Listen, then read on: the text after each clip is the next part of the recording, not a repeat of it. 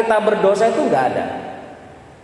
Ya makanya itu kita jarang menyadari bahwa perbuatan yang kita lakukan itu berdosa atau berpotensi menjadikan kita berdosa. Anda bisa membayangkan seumpama ya. Ketika kita melakukan dosa, ada notif di tubuh kita berupa tanda hitam misalkan, karena biasanya simbol dari perbuatan jelek.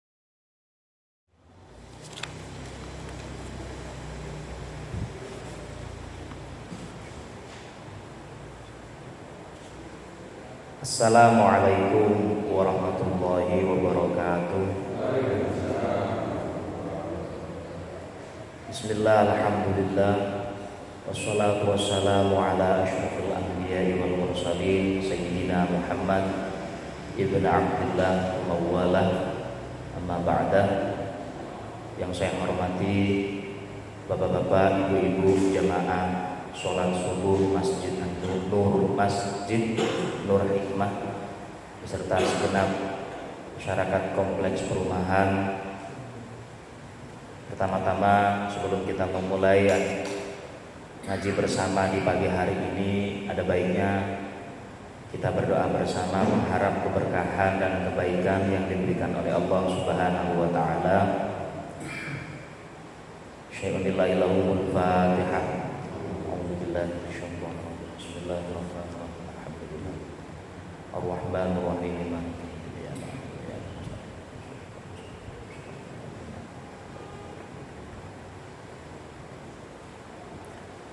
Bismillahirrahmanirrahim. Wal maqalatu as-sabi'ah wal ishrun. Maqalah atau ucapan atau quote yang nomor 27 itu disampaikan dari Sa'ad bin Hilal. Beliau berkata, innal 'abda idza adnaba mannallaha ta'ala alaihi bi arba'i khisalin. Seorang hamba Allah idza adnaba, ketika mereka melakukan dosa atau sedang melaksanakan dosa atau telah melakukan dosa, maka mannallaha ta'ala alaihi bi arba'i khisalin. Walaupun mereka sedang melaksanakan dosa atau telah melaksanakan dosa, Allah Ta'ala tetap mencurahkan anugerahnya. Ada 4 anugerah, ada 4 hal yang diberikan, yang dianugerahkan oleh Allah Subhanahu wa Ta'ala kepada mereka, walaupun mereka sedang atau telah melaksanakan dosa atau bahkan dalam keadaan berdosa sekalipun. Yang pertama, la yahjubu anhu ar-rizq. Walaupun status dari hamba tersebut adalah orang yang berdosa, akan tetapi salah satu anugerah yang diberikan oleh Allah kepada mereka itu adalah la yahjubu anhu ar-rizqu. Rizkinya itu tidak dihalang-halangi atau tidak ditahan atau tidak dipending, tidak. Jadi betapa besar anugerah Allah Subhanahu wa ta'ala kepada hambanya, walaupun statusnya atau apa yang sedang ia lakukan itu adalah perbuatan yang berdosa, itu Allah masih tetap memberinya sebuah rezeki, masih menganugerahinya sebuah rezeki yang luar biasa. Jadi ini menarik sekali. Yang pertama yang ingin saya sampaikan adalah tentang dosa itu sendiri. Sebagian ulama, sementara ini yang saya ketahui, definisi dari dosa itu adalah mahaka fi qalbik, sesuatu yang terbesit, yang tidak enak, atau sesuatu yang bisa mengusik hati kita, itu adalah dosa. Jadi ketika perbuatan atau hal-hal yang kita lakukan itu berpotensi, bahkan itu adalah sesuatu yang berdosa, maka hati kecil kita, nurani kita itu akan berbisik atau akan tidak tenang. Bahasa Jawanya mungkin kemerungsung. Contoh kecil begini, contoh kecil ya. Tidak ada yang namanya tindak pidana entah sekecil apapun, baik tindak pidana korupsi maupun tindak pidana yang lain, itu dilakukan dengan cara yang terang-terangan. Tiang nek badhe maling niku nggih singit-nyingit nggih napa boten? Tiang nek badhe nyolong gadani tiang lintu, orang yang ingin mencuri sesuatu yang dimiliki oleh orang lain, namanya pencuri itu ketika mencuri ya pasti dia diam-diam. Kalau terang benderang itu bukan mencuri namanya, begal namanya. Itu pun begal di tempat yang sepi. Kalau begal di keramaian, ya dia bunuh diri namanya. Tidak sesuai dengan SOP perbegalan gitu. Jadi yang dinamakan dosa itu mahaka fi qalbi. Sesuatu yang bisa mengusik sanubari kita. Jadi dari sini bisa disimpulkan sekecil apapun perbuatan yang kita lakukan, kok hati kita terusik, oh berarti nggak bener ini, nggak bener. Mengapa panutan pokoknya kok ada di hati? Karena hati itu adalah tempat terdalam di mana nurullah atau cahaya ilahi itu bersemayam. Yang mana hati itu paling dalam, itu tidak bisa diusik oleh setan. Saya yakin setiap tindak pidana, entah itu apapun atau perbuatan negatif, itu pasti ada ketidaktenangan pelakunya di dalam hati mereka, sekecil apapun perbuatannya. Nah, misalkan contoh mereka yang berbuat tidak senonoh itu pasti sembunyi-sembunyi, jarang bahkan tidak mungkin perbuatan semacam itu dilakukan dengan terang benderang di depan publik dan lain semacam. Ya karena dia risih, pribadinya itu risih, hatinya itu tidak menerima, hati kecilnya dia tidak menerima atau tidak ingin melakukan hal semacam itu. Itu yang dinamakan dosa. Dan ada sebuah ungkapan yang sangat menarik, sebagaimana diucapkan oleh salah seorang ulama yang saya ketahui. Beliau berkata, jadi kalau kita berdosa sekecil apapun, itu jangan melihat kualitas atau kuantitas dari dosa atau dari perbuatan negatif, terlebih dalam masalah agama yang kita lakukan. Jangan lihat kualitas dan kuantitasnya. Contoh dosa kecil misalkan ya, ini kalau melihat dari kualitasnya, menggunakan hak orang lain, dalam bahasa fikihnya itu dinamakan ghosab gitu. Misalkan sandal ya, sandal bukan milik kita, kita pakai seenaknya gitu. Atau sepeda motor atau lahan dan lain semacamnya, kalau belum diizinkan oleh pemiliknya kita gunakan dengan seenaknya, itu namanya ghosab. Itu dosa ghosab itu. Nah, walaupun kecil dalam ukuran taraf standar syariat, walaupun kecil, itu tidak melihat dosanya, tapi melihat kepada siapa kita berbuat dosa. Yang kita langgar itu perintah Tuhan. Tuhan itu maha besar. Berarti kita berdosa, kita melanggar terhadap Zat yang maha atas segalanya yang menciptakan kita. Makanya dalam beberapa keterangan dikatakan tidak ada yang namanya dosa kecil kalau itu dijadikan aktivitas yang rutin. Kalau istiqomah, jadi setiap hari istiqomah berdosa terus, itu tidak ada. Lama-lama juga jadi besar. Dan tidak ada yang namanya dosa besar kalau masih meminta ampunan Allah Subhanahu wa ta'ala. Itu terkait dosa. Dan manusia yang melakukan dosa, itu anugerah yang paling besar yang diberikan oleh Allah. Yang pertama adalah la yahjubu anhu ar-rizq. Walaupun kita berdosa, rezeki kita itu enggak terputus begitu saja, enggak otomatis gitu.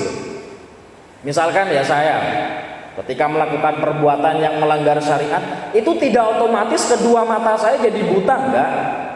Tidak otomatis ketika saya melaksanakan dosa saya lumpuh separuh, itu tidak. Jadi rizki di sini jangan diartikan hanya sebatas materi yang kita miliki. Kesempatan dan sehat itu adalah dua rizki yang luar biasa yang kadang disia-siakan oleh manusia.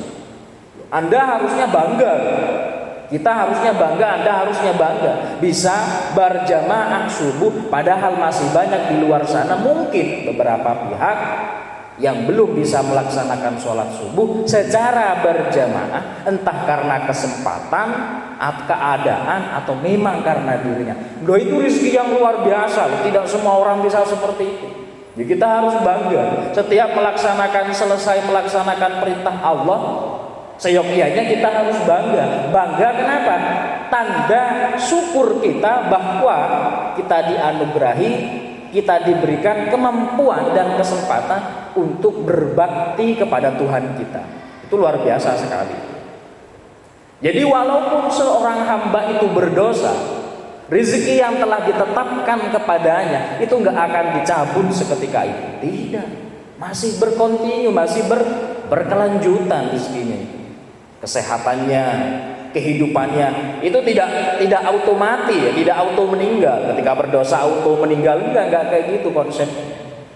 Jadi tetap yang namanya rezeki itu berjalan, dosa yang tetap dilakukan sebesar apapun. Kalau hamba tersebut masih mau meminta ampun, beristighfar kepada Allah, niscaya ampunan Allah itu lebih besar daripada dosa yang telah dia laksanakan. Tapi ya itu tadi konsep awal, ya tidak ada la sigoro ma'al isghar wala kabair ma'al istighfar. Tidak ada yang namanya dosa kecil kalau itu dilakukan setiap hari, dan tidak ada yang namanya dosa besar kalau masih dimintai ampun atau masih beristighfar. Yang kedua, wala yahjubu anhu as-sihhatu. Ketika seseorang melaksanakan atau sedang berdosa atau dalam status berdosa, Allah Ta'ala itu tidak menghalangi, bahkan tidak mencabut kesehatannya. Oh, dia masih sehat, ya, dia masih bisa berjalan, nafasnya masih kuat, dia lolos dari jeratan pandemi. Padahal kalau mungkin dihitung antara perbuatan kita, mungkin lebih banyak dosanya daripada tidaknya, karena kita tidak tahu. Bahkan bisa jadi kita tidak menyadari bahwa apa yang kita lakukan itu berdosa, bahkan berpotensi menjerumuskan kita kepada jurang dosa. Tapi karena Rahman Rahim Allah, kesehatan yang telah ditetapkan kepada kita itu masih mengalir kepada kita, masih kita rasakan hingga detik ini. Pernafasan yang bagus, kemudian perasa yang masih enak, itu masih sehat, itu masih bagus sekali. Kemudian yang paling penting, yang nomor 3, ini paling penting ini, wala yadhuru alaihi adzambu. Ini yang paling penting. Ketika kita berdosa, itu dosa kita itu tidak auto tampil, tidak ada notifikasi di tubuh kita kok kita berdosa, itu nggak ada. Ya, makanya itu kita jarang menyadari bahwa perbuatan yang kita lakukan itu berdosa atau berpotensi menjadikan kita berdosa. Anda bisa membayangkan, seumpama ya, ketika kita melakukan dosa, ada notif di tubuh kita berupa tanda hitam misalkan, karena biasanya simbol dari perbuatan jelek itu simbolisasinya berwarna hitam misalkan, dan simbol dari kebaikan kan cahaya atau warna putih lah, itu hanya simbol semata. Ini hanya misalkan ya, ketika kita berdosa, salah satu anggota tubuh kita berwarna hitam. Bayangkan kalau sampai dosa yang telah kita lakukan kepada Allah Subhanahu wa Ta'ala itu ada notifikasinya seperti di gadget, kemudian itu menempel di tubuh kita, orang bisa tahu.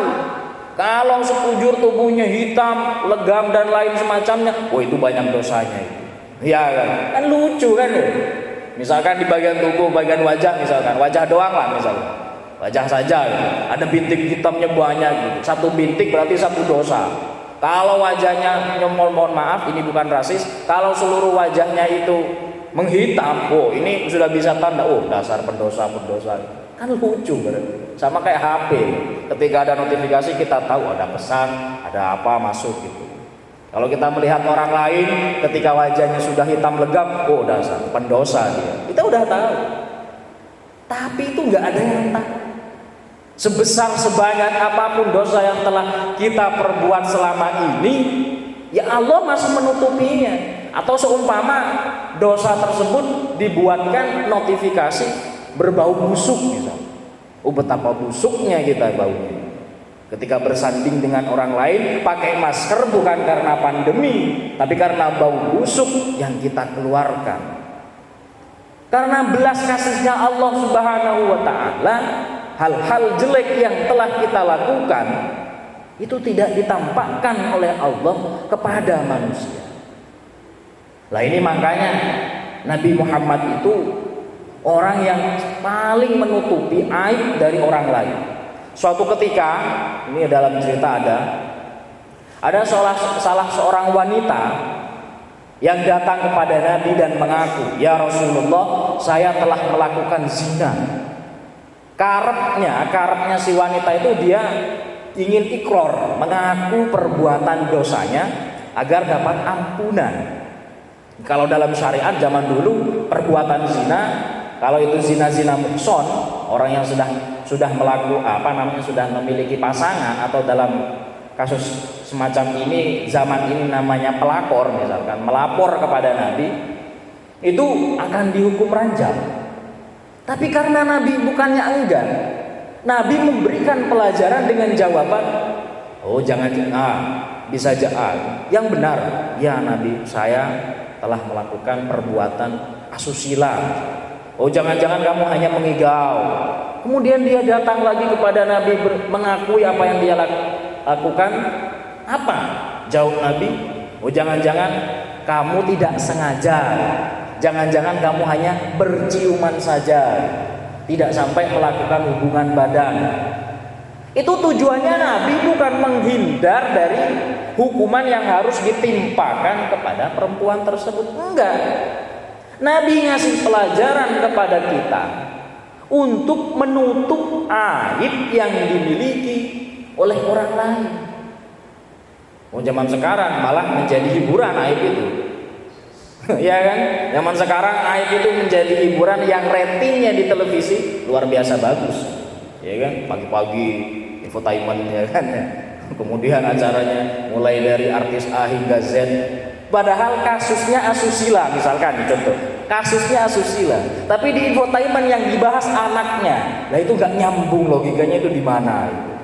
Padahal kasusnya pribadinya melakukan hal-hal tindak asusila, tapi yang diberitakan di berita mungkin di media sosial, di televisi itu anaknya yang diberitakan. Nah itu kan logikanya cacat itu, nggak masuk itu. Nah aib itu luar biasa. Makanya orang yang menutup aib saudaranya sama dengan kita lah. Makanya dalam fikih orang sholat itu harus menutup aurat. Aurat itu apa? Aurat itu, nah, aurat itu adalah aro, dari bahasa Arab aro, yang artinya cacat, celah, jelek, jijik. Jadi aurat itu sesuatu yang harus ditutupi. Makanya kalau kita sholat kita menutup aurat. Aurat itu sesuatu yang tidak boleh diumbar. Sama dengan aib. Aurat itu sama dengan aib. Sesuatu yang harus kita tutupi, sesuatu yang harus kita pendam. Nih, kalau kita tahu kok itu adalah aib dari seseorang, ya biarkan saja. Selama dia tidak menampilkan hal itu. Tapi karena ini zaman sudah mau kiamat, kayaknya aib itu kayaknya menjadi konsumsi publik yang renyah kayaknya ya. Menjadi konsumsi publik yang gurih gitu. Apalagi di Nyun Sewu biasanya itu ya ibu-ibu itu kalau kumpul itu arisan atau masakan atau sedang apa gitu. Mulai dari RT 1 sampai RT 12 tuh kena semua namanya itu. Oh si ibu itu, oh si pak itu lho bojone ngono. Ora iku jare ngono. Walah, luar biasa. Itu apa namanya? Luar biasa. Jadi seandainya dosa-dosa tersebut ditampilkan oleh Allah Subhanahu wa taala dalam bentuk notifikasi layaknya gadget, Masya Allah, maka kita akan melihat wajah kita di cermin itu sangat menjijikkan sekali sebenarnya. Karena kemurahan Allah, maka aibnya manusia, dosanya itu ditutupi. Lah kok sama manusianya diumbar kan gitu. Oh, Tuhannya sendiri itu menutup aib mereka biar gak kelihatan sama tetangganya. Lah kok sesama makhluk itu dibicarakan, diumbar, bahkan menjadi konsumsi publik. Oh, itu luar biasa. Kayak Tuhan itu mau diambil alih, kayak gitu. Yang terakhir, anugerah Allah yang diberikan kepada orang yang melaksanakan atau melakukan dosa, wala yu'aqibu ajib, nggak langsung dicabut nawanya, enggak. Ya dia tetap masih hidup. Ya buktinya kita lah, bukti konkret kita lah. Kalau mungkin mau jujur di hatinya ya kayaknya 24 jam itu pasti ada dosa yang kita lakukan, pasti ada. Orang yang nggak punya dosa itu cuma satu, yang maksum terjaga dari dosa itu hanya satu, Nabi Muhammad SAW. Yang lain itu bahkan para wali sekalipun, para ulama sekalipun, itu berpotensi untuk melakukan dosa. Tapi dosanya para alim ulama, para wali, jelas beda dengan tingkatan dosa kita. Kita berdosa melakukan maksiat. Maksiatnya para wali, maksiatnya para alim ulama itu karena mereka lupa kepada Allah. Itu maksiat bagi mereka. Kalau gitu diterapkan kepada kita, seumur hidup kita dosa melulu nanti, ya kan? Kita maksiat melulu. Wala yu'aqibu ajil, orang yang berdosa itu enggak langsung dicabut nyawanya oleh Allah, itu enggak langsung. Ya masih dibiarkan begitu saja. Dia bertobat tidak? Ya kayak anak kecil gitu loh biasanya. Anak kecil kalau berlari-lari dibiarkan sama orang tuanya, ditunggu jatuhnya. Baru kalau jatuh dinangis, diambil, kemudian digendong. Biasanya kalau diomongin, jangan lari-lari nanti jatuh, itu namanya kecil tuh nggak akan mau mendengarkan. Nggak langsung seketika itu orang yang berdosa akan dicabut nyawanya oleh Allah. Wah, ini kalau langsung orang berdosa dicabut nyawanya oleh Allah, ini ngalah-ngalahin pandemi. Bisa-bisa separuh dari populasi manusia ini habis. Ya, bisa-bisa separuh dari populasi orang Indonesia itu habis. Ketika di riset ternyata mereka semua berdosa. Kenapa? Setiap berdosa nyawanya akan hilang. Ini lucu nanti. Wa hukiya anna Adam, diceritakan dari Nabi Adam bahwasannya Nabi Adam itu memiliki rasa cemburu kepada kita. Nabi Adam itu bahasa Jawanya meri, iri kepada kita, iri kepada umat Nabi Muhammad. Kata Nabi Adam, qabulut taubati kana bi Makkah. Saya, kata Nabi Adam, taubat saya itu diterima ketika saya berada di Makkah. Ya kan Nabi Adam turun dari surga, kemudian kalau tidak salah wakilah diceritakan berada di India, kemudian bertemu di Makkah. Nah, taubatnya itu diterima oleh Allah ketika Nabi Adam dan Ibu Hawa bertemu di Makkah di gunung Jabal Rahmah. Di Jabal Rahmah Nabi Adam dan Ibu Hawa bertemu di sana dan taubatnya diterima. Wa ummati Muhammad, sedangkan umat Muhammad yatubuna fi kulli makan fayaqbalu taubatuhum. Semua umat Nabi Muhammad itu mau taubat dimanapun, yang penting hatinya ingat kepada Allah, lalu mengucap istighfar dan niat untuk tidak mengulangi dosanya, itu pasti diterima. Mau dimanapun, mau dia di kamar mandi, terlebih dia di masjid, mau dia di pasar, mau dia di kantor, nggak harus ke Mekah. Coba bayangin, kalau kita tobat istighfar kita diterima, kalau kita harus melaksanakan tobat tersebut berada di Mekah, berapa budget yang harus kita keluarkan untuk satu istighfar? Nabi Adam tobatnya diterima di Mekah. Kita seenaknya, mau sambil selonjoran, mau sambil leleh-lehan, mau sambil scroll, kita tobat, diterima oleh Allah. Enak ya kan? Wasani, yang kedua kata Nabi Adam, ini kuntu labisan. Waktu di surga saya pakai pakaian. Falamma asaitu ja'alni uryana. Ketika saya berdosa, Allah membuang semua pakaian saya dan menjadikan saya orang yang telanjang. Wa ummati Muhammad ya'suna uratan fayalbasu. Sedangkan umat Nabi Muhammad itu mau berdosa sekalipun, mereka enggak langsung ditelanjangi, mereka tetap berpakaian, mereka tetap melaksanakan ibadah. Wasalis yang nomor 3, lamma asaitu furiqa baini wa baina imraati wa ummati Muhammad ya'sunallah wa la yafriqu bainahum wa baina azwaji. Waktu saya berdosa di surga karena melanggar perintah Allah untuk memakan buah khuldi, langsung saya berpisah dengan istri saya. Bapak-bapak, ibu-ibu, coba kalau ini diterapkan kepada umat Nabi Muhammad, berapa banyak KUA mencatat perceraian, ya kan ya? Berapa banyak kantor pengadilan sibuk karena ngurusin orang yang berpisah. Ditanya, kenapa berpisah? Karena saya berdosa, sehingga saya harus berpisah dengan istri saya. Oh, luar biasa ini. Banyak yang menjadi status janda dan duda, ya. Luar biasa. Yang terakhir, kata Nabi Adam, inni asaitu fil jannah fa akhrajani minha wa ummatu Muhammad ya'sunallaha ta'ala kharijal jannah wa yadkhuluhum fiha idza tabu. Kata Nabi Adam, waktu di surga saya berdosa kepada Allah, lalu saya diusir, diturunkan dari surga ke dunia. Tapi umat Muhammad kelak, ketika mereka berdosa, mereka bertobat, lalu mereka masuk surga. Intinya kata Nabi Adam, kok sebaliknya saya?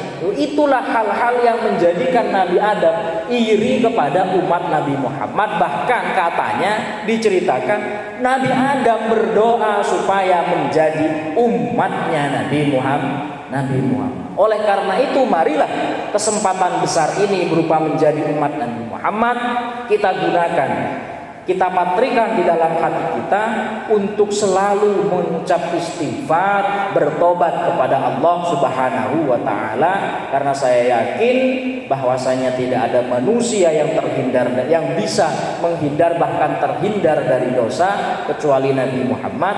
Oleh karena itu, upayakan setiap hari kita melakukan muhasabah atau merenung agar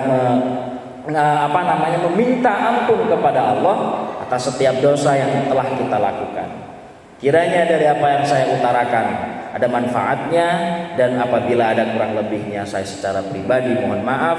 Semoga kita semua diampuni oleh Allah Subhanahu wa taala. Ihdinas siratal mustaqim. Wassalamualaikum warahmatullahi wabarakatuh.